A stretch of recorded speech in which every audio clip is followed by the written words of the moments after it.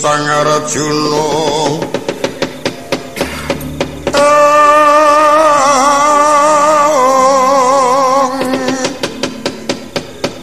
esmunya kamanungsan liring eka dikamantyan lono kungas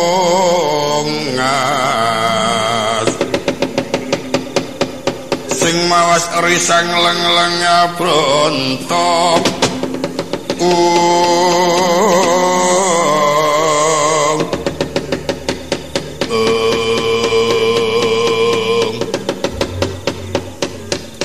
kepiye di anggonmu sowan durung tekan titi mangsane yen to bakal nyuwun swarga kang mulya dina iki aku lan kakang supaya bali ana Mercapada bisa kumpul marang para garwa lan tuwin para kadang saranane kudu anglakoni tapa ngrame mengkono yen mengkono apa Siadi gelem bantu marang panunipun kakang pun kakang gelem medhun ana Mercapada nanging kudu sak iso-iso males ngudi tuwa lara wirang karo pakartine Pendhita Durna aku ming manut apa kersane kakang lan aku lan kakang Dipati Karna diparingi tetenger aja nganti ketara sukma sekti lan sukma lana ya wis manut wae di rikala semono kekalih usam ya mangkah sesarengan medhak dhateng Mercapada gedhonganing carita Kocapoki ora Semar Badranaya uninga ana cahya kekalih ingkang wus manjing telengi wana sigra den perpeki nala garing iki sapa to le jajal diperaki Pak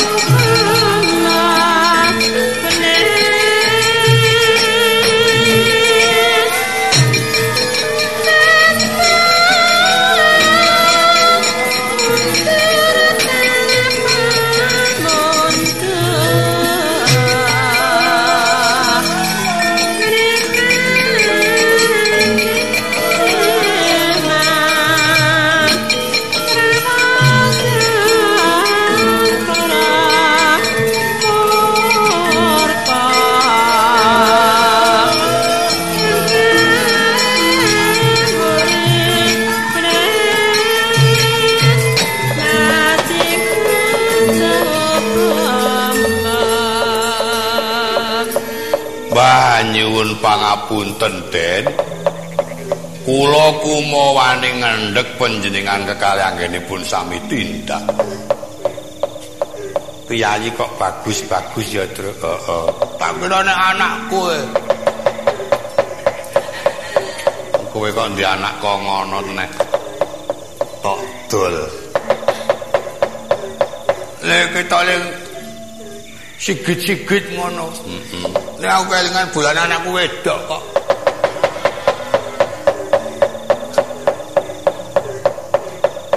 iki ya reka-reka pokoke kok ya dianggep wanita sampai angeniku jenenge sinten saking pundi pinangkanipun kumendang kleyang kabur kangenan aku peparape Bambang Sukma Sekti aku Sukma Lana Kakang Semar Nala Garing Petruk Bagong do seka ngendi?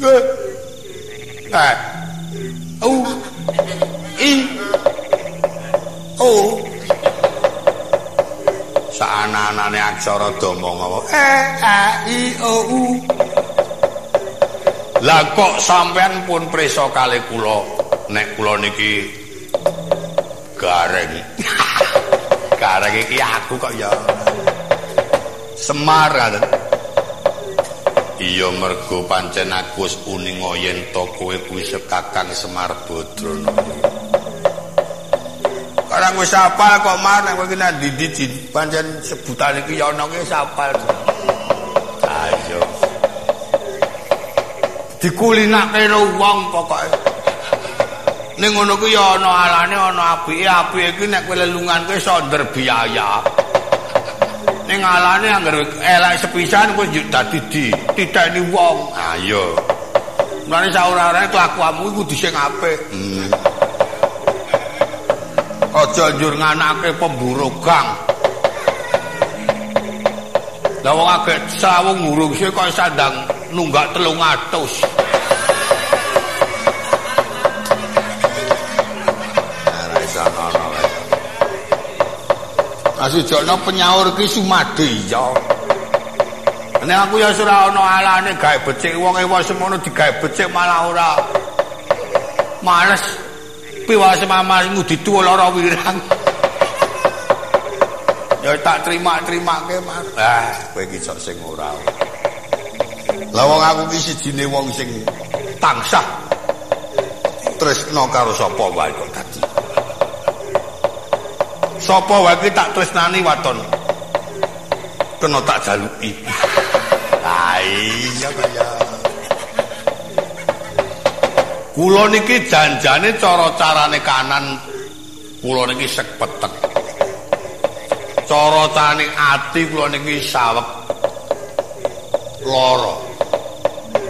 Jalaran rikala semanten kula niki momong ndara kula Abimanyu. Teng dalan niku kepethuk karo wong dadi kerengan. Ajeng dinggo tumbal. Wusana sampune Pancakara ndara kula ilang yo kepripun iki awak kula. Yen ngantos kula konangan lan kepireng ndara kula Arjuna pun kondur. Lah napa dadi wong tuwa kajen yen kaya keten iki awak kula. Nek kaya ngene kepi awakku Nara Gareng. Urangane apa aku kelireng mrihatinake para bendaram kok dadi aku kena alangan sing kaya ngene. Dole. Nek kaya ngene iki rasane atiku kok kaya lunga-lunga saka. Karang kabulutan. Ya janjur kok ngono kuwi, Pak. Lunga, Pak. Tak tukune pomamu. Kaya malah didas. Wong nek ora kalap. Tekate saiki supaya tak apik-apik kok. Tanggone penginepan. Asapa sing arep nginep nggonmu, Gong? Napa ana tamu-tamu saka luar negeri barang. Aduh, lah wong gedheke diceker pitik bubar kok. Aku gawe sarean luar negeri. Upamane aku sagu nulungi karo Kakang Semar apa Kakang Semar gelem melu karo aku. Wah, lha ngetu ora gelem kok. Kepiye Kakang? Ya netepi nggone tapa ngrame yen ngono ditulungi. Digoleki kraton Sonya loro ra gelem nulungake Abimanyu tak tugele gune Ratu Sonya. Ah pun, monggo kula dereke kok rada mantep. Dereke bendaramu iki Nara Gareng. Wah. Ya truk ya, nderek ya. Ayo karang jeneng arep dibelane ya semanut. Ayo Gong ya mangkat ya Gong. Ya ayo karang ya awake agek pre yo. To. Nderek ake. Nek ya omong terus saurunge nek awake dhewe ngebasi dhewe ya ora menyang. Lanjut bagus sih. Ngebasi dhewe. Ngebasi ora tahu kok. Nek topo trutuk-trutuk barang. Ngeterke adimu ra ya.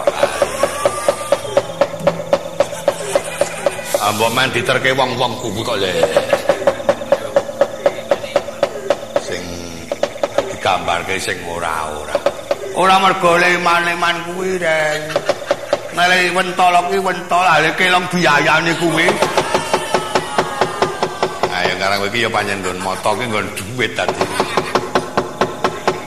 Wes rasa mikirke dower ora urus. Sing domongake kok sing ora dong. Monggo Gus kula dherekke. Ayo Kakang Semar tak tekanane Ratu Sonyaluri.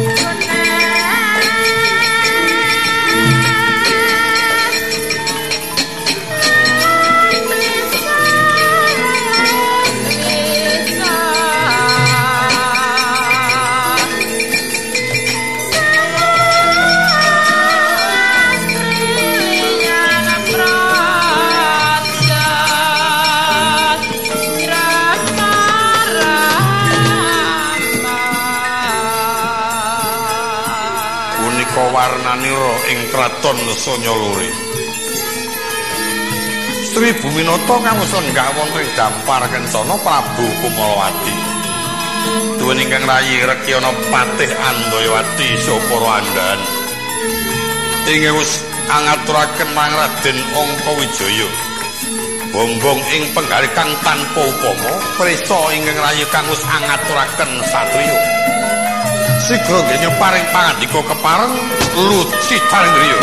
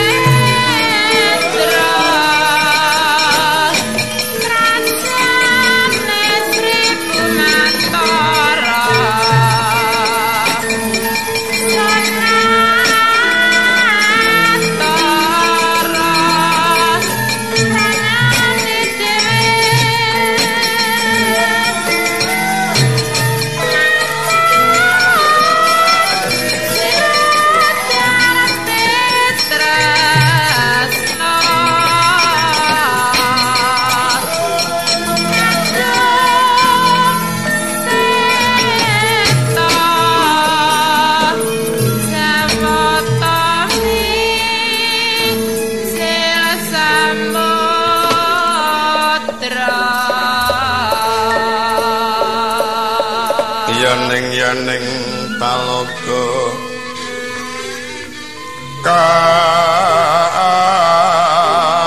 kadilangit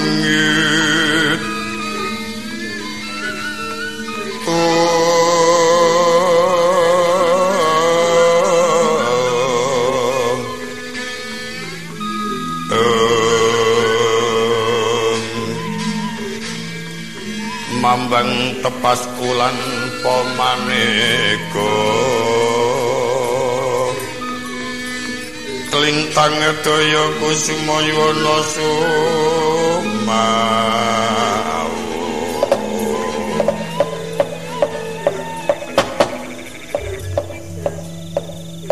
padha kanthi raharja yayi nuwun pangestu dalem Koko Prabu Winantu Karajan sowan kula kepareng ngaturaken pabekti kunjuk won sandhap padha tak tampa. Koko Prabu ngaturaken pambagya panakrama kados boten kirang setunggal menapa ya. Apa iki kang jeneng Abimanyu ingkang diarani satriya Kapanjalman Wahyu. Inggih menika Koko Prabu Angka Wijaya kula nuwun wonten paring adhawuh. Jeneng sira kudu lenggah ana ing kraton Sanyaluri kang minangka kanggo sarana tentreming negara. Kula nuwun boten sanes kula kantun nderek badhe bangga kados pundi sampun boten badhe saged sewala sinuwun. Malah mbok menawa Jawata marengake bakal tak wisuda minangka dadi putrane ingsun. Ingsun jumenengake dadi pangeran pati. Matur sewu sembah nuwun sang.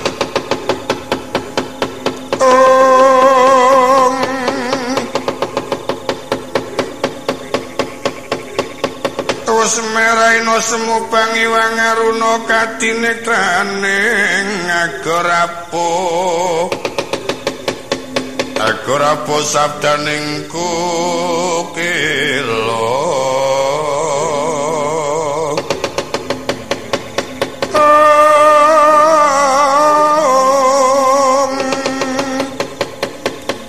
ringgani koro saged terkekidungane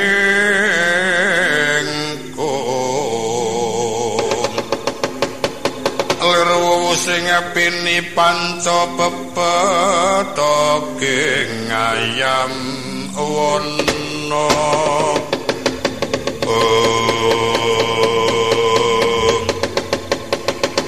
nenggih kocapo kang uji mangka manjis tinggil Binadurata.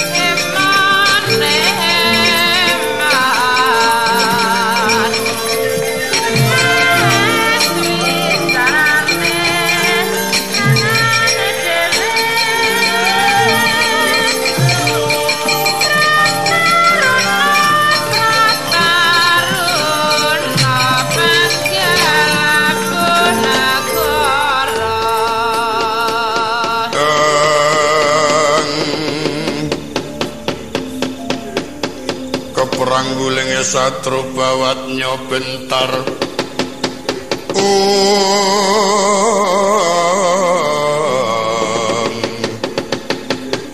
ler suranggong kara mangsayaron nanggono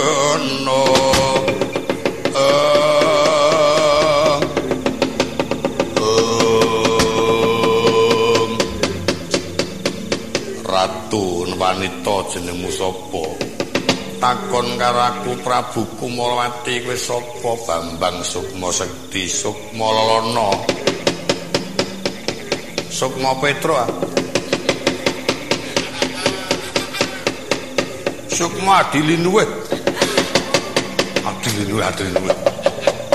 Kae sing gawa bendaraku Abimanyu kae sing isor kae. Jenengmu sapa kowe ya? Aku Pati Andayawati aku. Sembrono arep ora omong-omong. Sengkeyat. Nggawa kok milih ora. Dadian kuwi mbaya. Ora usah milih-milih ngono. Dadi ora mari keloro-loro. Abimanyu tak jaluk. Apa sababe aku srayane para Panakawan mingkari lila apa ora? Ora lila bedak negaramu. Metu njaba tak tandhi tak tunggu.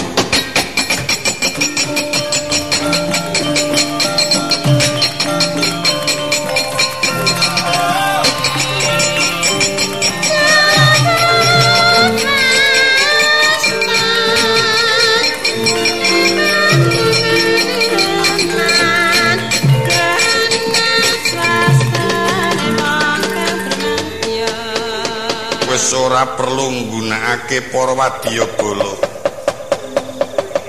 Aku kang ngadepake marang kowe waton kowe kuat nampani pusakaku. Aku sak wadyabalaku teluk karo kowe. Aja nganti kesuwen marata tibakno. Rikala semono ngasta jemparing Kanjeng Kyai Garuda Sengkali. Katamaken marang Bambang Sukma Sekti. Pusana pusaka datan tumama malah ilang sangka ing Pandulu. Saknalika Prabu Kumrawati sak wadyabalane samya nglumpruk mendhak sungkem marang Sang Bagus.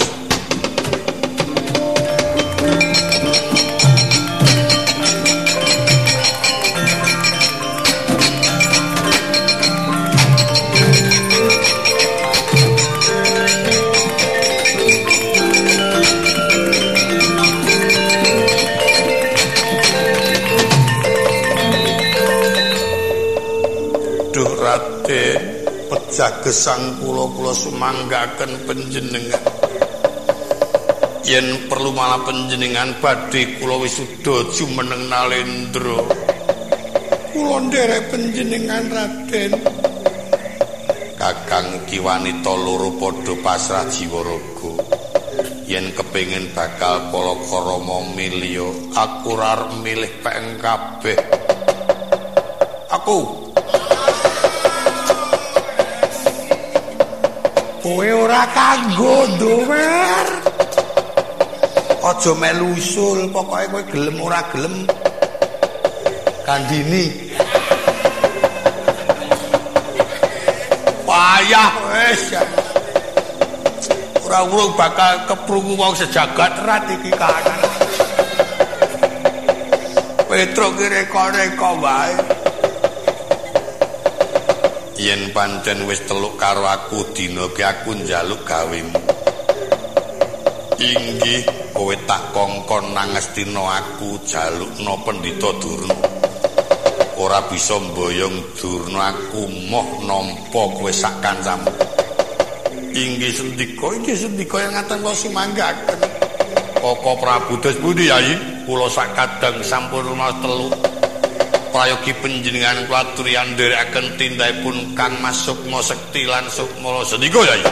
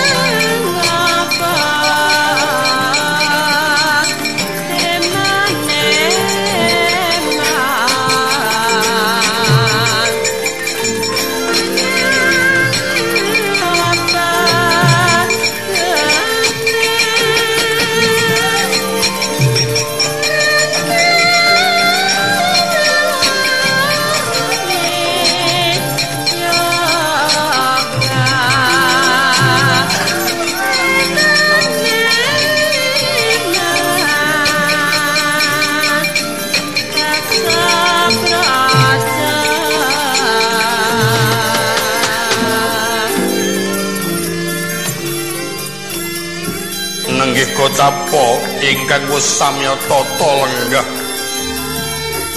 ing kraton Ngamarta.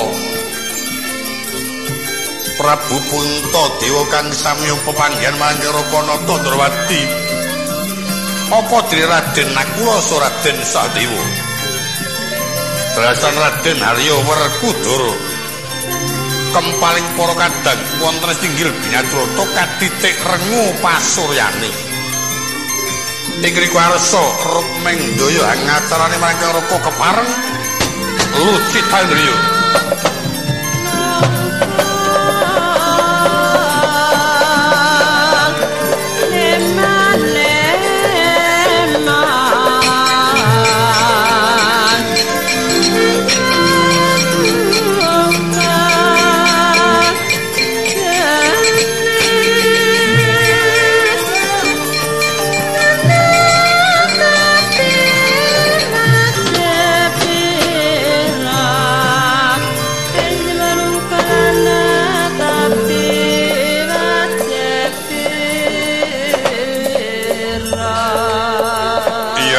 yaning talaga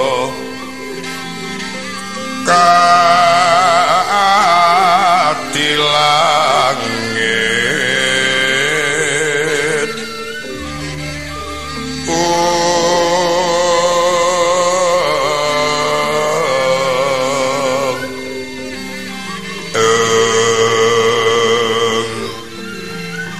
mambang tepas ulan pamaneka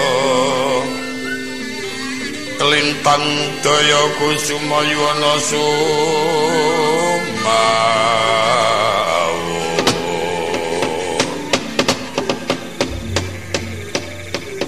ngaturaken pambagya Panakrama Kaka Prabu nampi pamujinipun Yayi saha pangestunipun para penisepuh winantu karharjan praptanipun Wiraka Yayi kula nuning Jeng kakangku Sembaku Tampanono. Iya Dimas Werkudara ratumu. Kula ngaturaken pangabekti Kaka Prabu. Jan kula ngaturaken pangabekti Kaka Prabu. Iya Dimas kembar tak tampa. Sak sampunipun prayogi rikala semanten ingkang rayu utusan gandhik sakembaran. Supados Kaka Prabu angrawi wonten ing kraton Ngamarta kawontenaning Madukara ketingal anguta watosi Kaka Prabu ingkang sepisan para garwa ngkendrang tanpa taliwara inggih angka kalih Dimas Arjuna sampun waloka sumedya nggugataken negari Ngastina saengga sepriki dereng wonten pawarta menapa dipun paringaken menapa mboten panuwunipun Kang Raipun Dana Wikara niwang sukmana kalih Yayi yen katitik dumateng dawing Jawata nyawinangkung wonten salebeting waca paesan istanipun mboten wonten menapa-menapa karana pancen dereng dumugi titiwanci bab panuwunipun Yayi Arjuna namung kemawon kawontenan menika krana saking klentu tembung seklimah ngantos animbulaken dados raos prihatosipun kadang kula Yayi Madukara mboten ketan namung sakedheping peningal Yayi Arjuna badhe nampi pepeteng anggenipun sumedya nyuwun kamukten negari Astina karana dereng dumugi titiwanci nanging salebetipun kadang kula Dimas Arjuna menika manggi pepeteng. Satemah badhe pinaringan dedamar ingkang minangka dados pepadhang gesangipun Dimas Janaka tuwin para keluarga Madukara. Yen mekaten kula sumanggaken wonten ngarsa paduka Kaka Prabu ingkang rayi ngertosipun Dimas Arjuna sak kadang kula garwa Madukara. Ampun ngantos kataman dening bebaya. Monggo Yayi, nuwun dumateng Jawata, kula nuwun.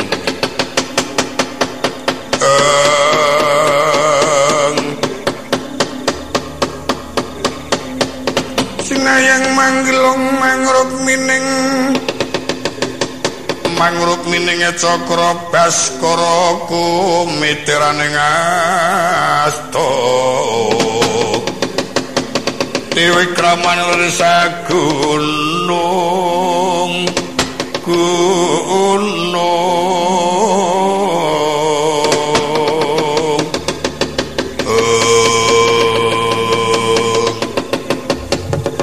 dereng ngantos Pantara Dawu nenggih pelajari Prabu Baladewa manjing kraton Ngamarta.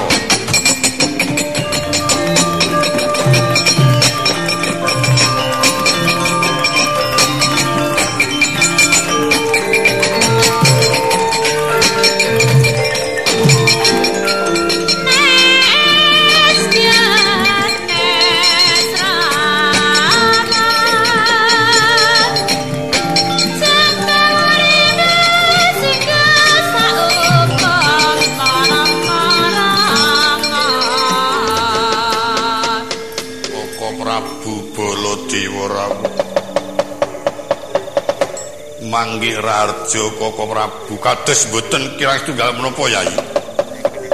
Ingkang rayi ngaturaken pambagya Panakrama. Ya Yayi tak tampa. Bule kakangku Sembaku Tampanono. Iya Werkudara.